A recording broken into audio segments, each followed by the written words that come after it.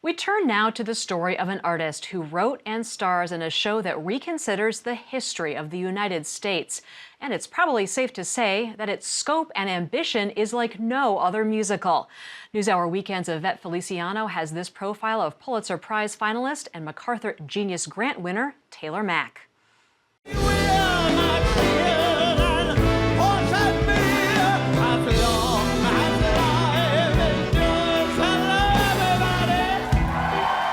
Fall of 2016, an audience of several hundred people gathered at a theater in Brooklyn, New York, for 24 hours straight.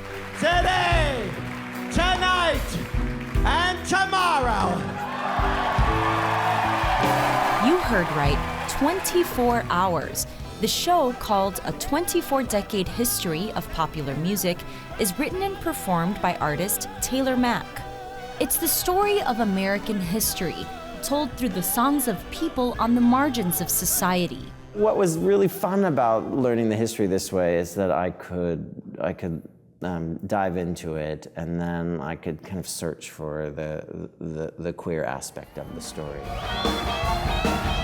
For this project, Mack aimed to create an expansive alternative history of the United States. The result is a show that breaks that story down into 24-hour-long sets that each describe a decade. To attend the show is to relive history through Mack's vision of America, from the founding of the country to gay liberation and beyond. So it's 1776. The big question is, how do we build ourselves while at the same time we're being torn apart?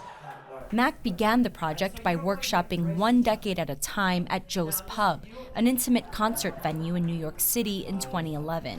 Those were followed by performances in other cities, including Chicago, Nashville, and Minneapolis.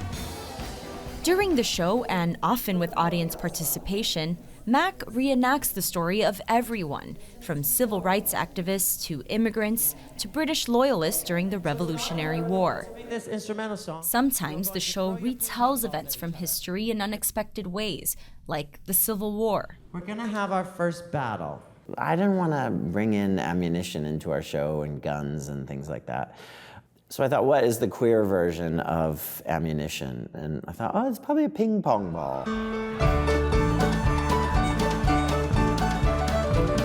Growing up in Stockton, California, Mack never saw LGBTQ people represented in the story of the United States. What was your understanding of what it meant to be queer? When I realized it, I thought, oh, I can't tell anyone.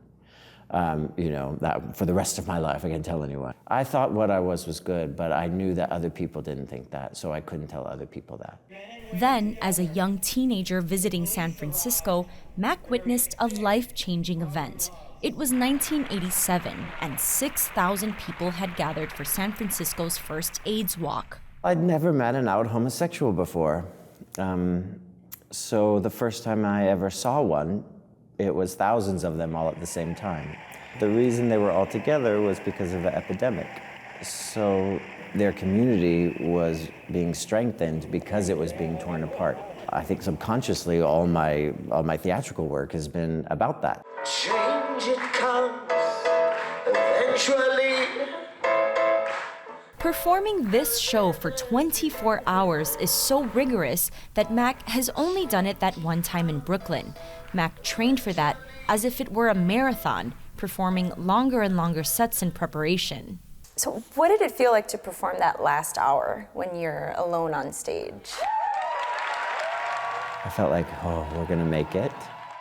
There was something peaceful about it. I knew physically that I could make the final hour, even though it was very difficult. I knew I was gonna be able to. Next month, Mack will perform excerpts of the show at the Kennedy Center in Washington, D.C. Then it will be staged at the theater at Ace Hotel in Los Angeles as a series of 4 6-hour performances. Mack says that with each new audience, the show takes on new meaning. The audience, for me, is almost always the central character. By the end of the piece, I think people almost click into that. They kind of realize it's about all of us in this room. And this history that's been on our backs, and what can we do with this history.